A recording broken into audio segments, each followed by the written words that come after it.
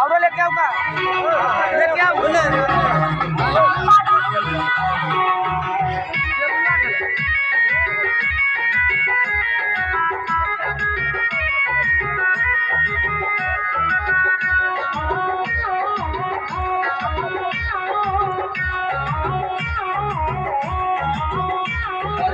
धनिया दुलाली के मटर घरे के बाए बाबाली के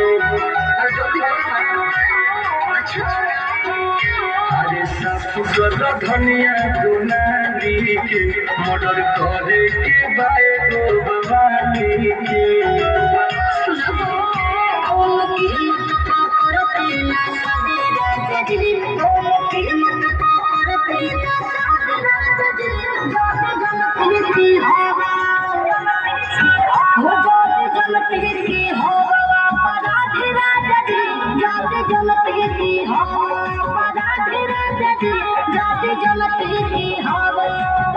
अपराधी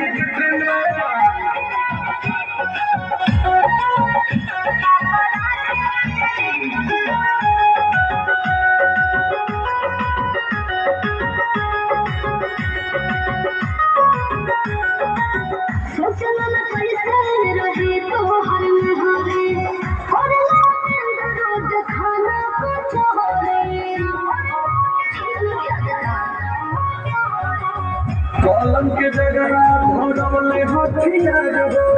शुरू के रहले हमर बाबू मिठाई बेला भर से चल के रोज खाते राजा जी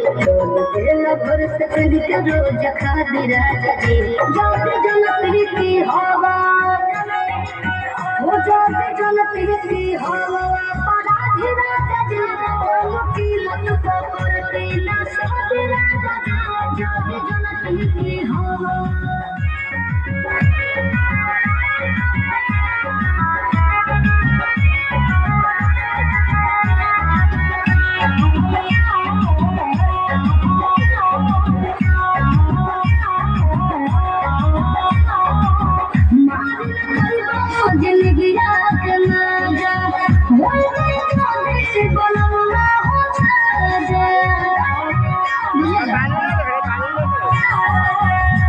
अपना चोली ले कानून के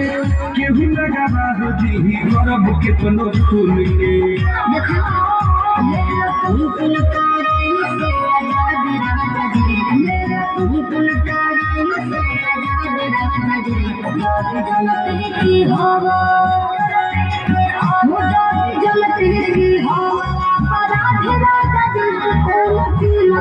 करती